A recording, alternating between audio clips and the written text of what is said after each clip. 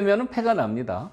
손을 빼면 패가 나는데 패를 내는 방법은 두 가지예요. 이제 이렇게 둬서 여기를 두면 이제 이렇게 해서 패가 되는 겁니다. 이 패는 이제 부담이 있죠, 물론 패기요. 근데 이제 빠진 수부터 패까지 잡으려면 이제 세수가 들어가야 돼요. 패깡까지 이제 허락을 하고요. 이렇게 이제 패를 내는 방법이 하나 있고요. 이제 다른 방법은 여기를 둬서 패를 하는 방법이 있어요. 이렇게 바로 집을 없애는 거죠. 그러면 먹여쳐서 이제 이렇게 패가 됩니다. 근데 이 패는 아까 패하고 이제 차이가 이거 흙이 먼저 때려요. 흙이 먼저 때리기 때문에 패싸움의 기본 원칙이 먼저 때리는 패로 만들라는 거죠. 그러니까 기왕에 패를 결심하고 할 바에는 이렇게 붙여서 하는 게 좋은 겁니다. 어쨌든 손을 빼면 백은 패를 피하기가 어렵습니다. 근데 이제 늘었을 때요. 이제 이렇게 두고서 이제 받아주면 좋아요. 받으면 좋은데 거의 안 받습니다. 이 경우는. 거의 안 받고 두는데 뭐 이런 식으로 두겠죠. 이런 식으로요.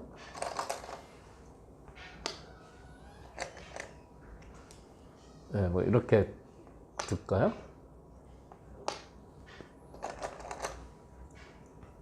근데 이제 이렇게 되면은 막는 게 선수가 돼요.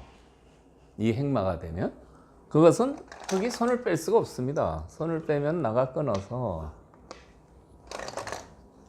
이렇게 끊어 두면은 이을 수는 없고요. 쳐봐야 되는데 이렇게 해서 다음 한수 어디입니까?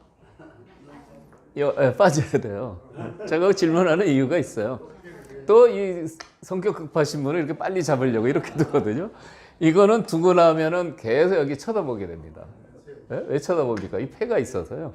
이런 경우 이렇게 빨리 두시는 분이 있는데 계속 기분이 나빠요. 이렇게 두시면 됩니다. 빠지는 게 정수예요. 이렇게 잡는 수가 있기 때문에 막는 게 선수가 되죠. 물론 이제 흙도 이렇게 두텁게 밀어서 뭐 그다지 나쁘진 않은데 그냥 이제 더 나가는 겁니다. 그래서 아까 두점머리 두들기고 곤마를 만들면 가장 이상적인데 바로 빠져서 곤마를 만들 수도 있다. 이렇게 둘 수도 있는 겁니다. 그래서 이 교환은 백이 바로 받지를 않기 때문에요. 보통은 이제 이점을 그냥 이렇게 둡니다. 이렇게 두고 이렇게 두거나 이렇게. 돌이 약해요. 약해서 이렇게 곤마를 만들어도 둘만 할 것 같아요.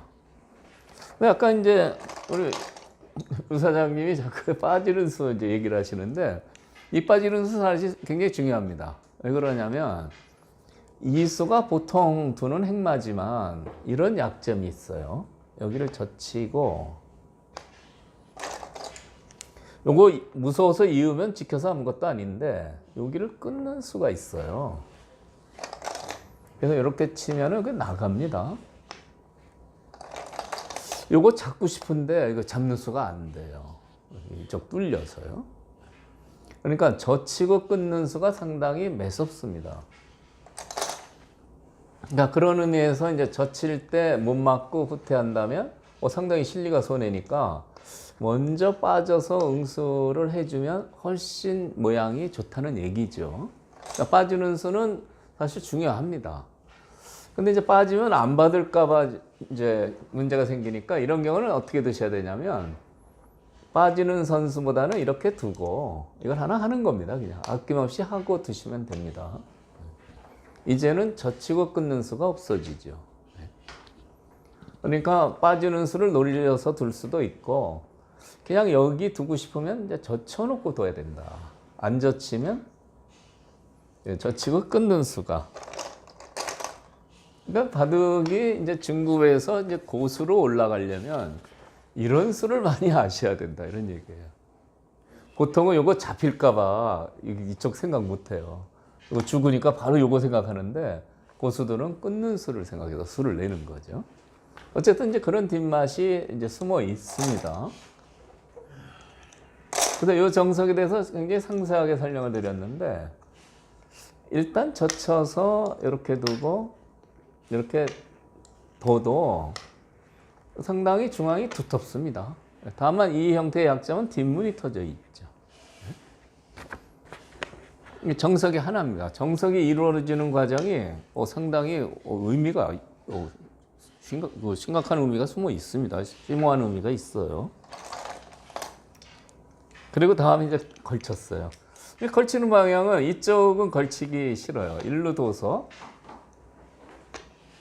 이쪽으로 어떻게 모양을 만들고 싶습니다. 그거는 여기 뒷문이 터져 있어가지고요. 여기가 꽉 막혀 있으면은 뭐 일로 걸쳐서 이 모양을 좀 파괴하는 방법으로 들 수도 있는데, 지금은 이 뒷문이 터져서요. 일로 걸치는 게 좋습니다. 흙도 받으면 여기 뒷문이 터져서 이거 집이 아직 형성이 안 됐거든요. 그래서 이 경우에 이제 반발을 했는데요. 여기서도 한 칸 역공을 하고, 이 바둑에서는 한 칸 역공이 양쪽에서 나옵니다. 그래서 이 경우도 이제 백이 두는 방식은요, 이제 3-3 들어가면 가장 무난하죠. 뭐 이렇게 한다든지 뭐 이렇게 해서 되는데, 3-3 들어가서 되는 형태보다는 대역공하는 수를 많이 씁니다. 요즘은요. 이 수가 그냥 3-3 들어가서 된 형태보다는 상당한 장점이 있는 겁니다. 그냥 3-3 들어간 형태 여기 하나 만들어 놓고 비교를 해 보겠습니다. 이렇게 3-3 들어가서 이제 이렇게 된 형태요.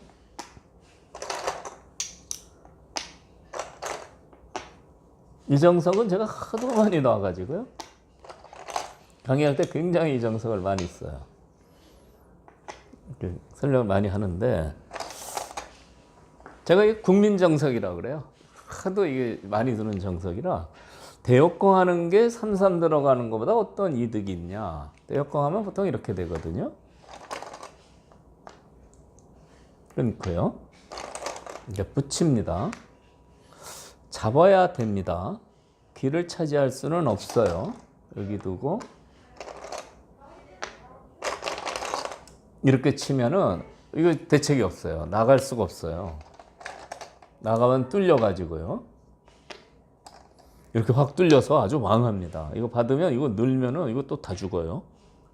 그래서 여기 붙이면 반발은 할 수가 없습니다.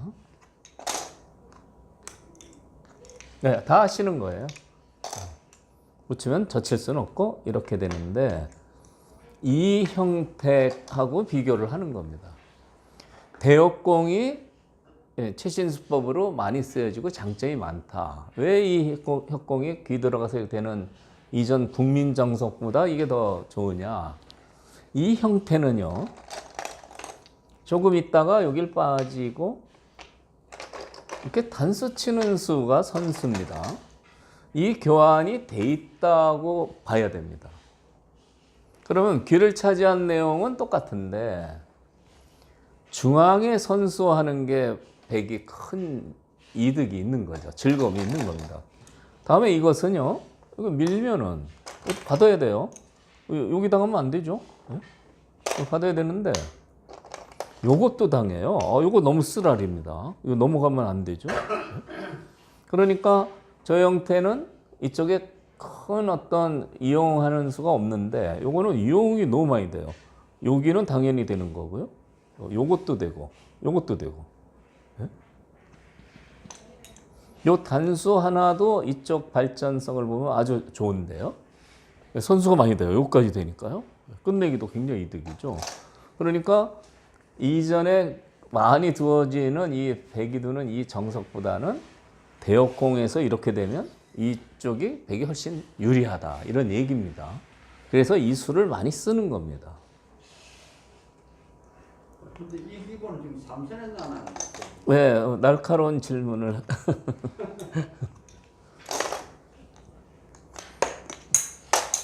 제가 진행을 안 하길 다행이죠. 계속 진행하면은 돌이 여기 있는데요. 여기 있는 이게 차이가 있어요. 여기하고요.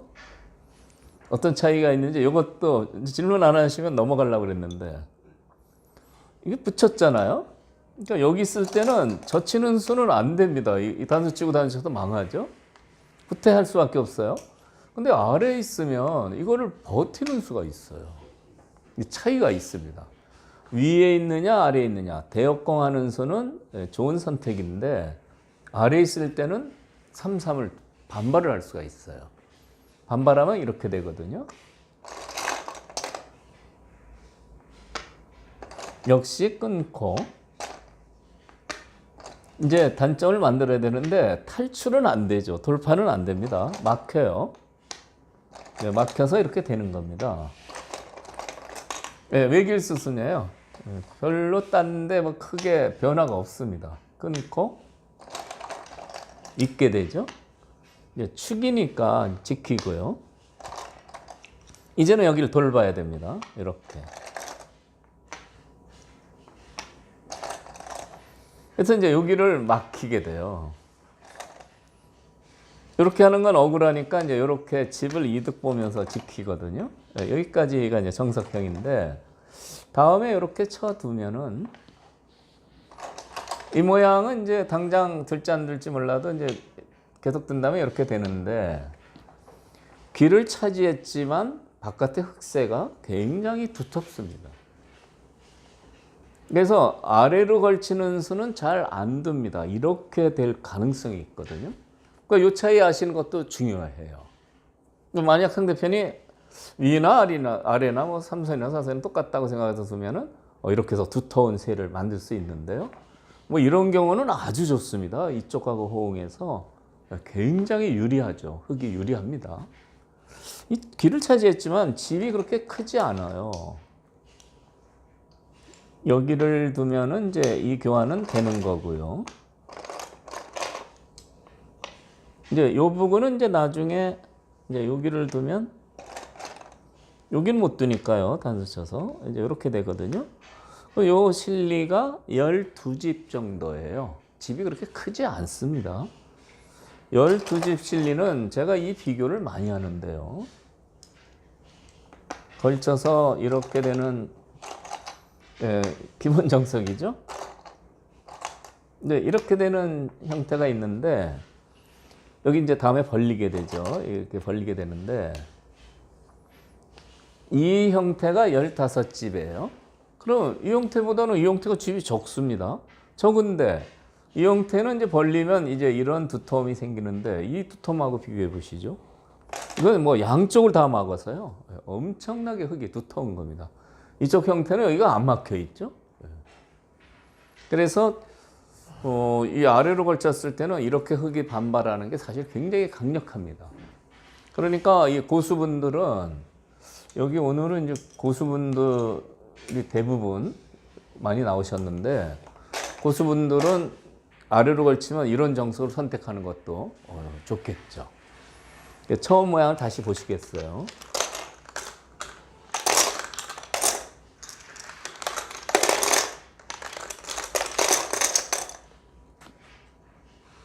한 칸 협공을 한 장면인데요. 그냥 3-3 들어가는 것보다는 대역공이 좋아서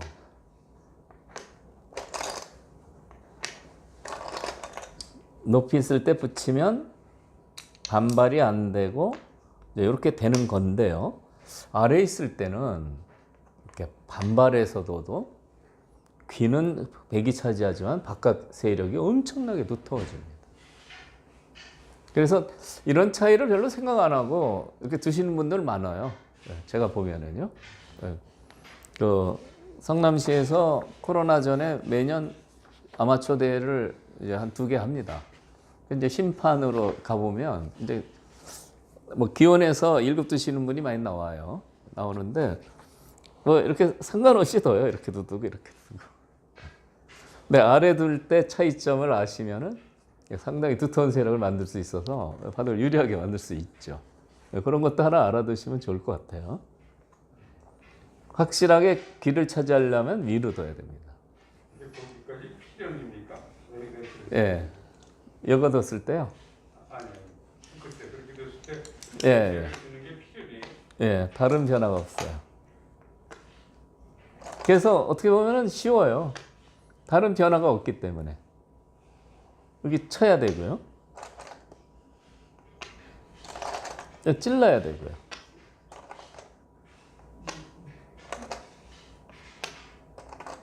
이렇게 있고요.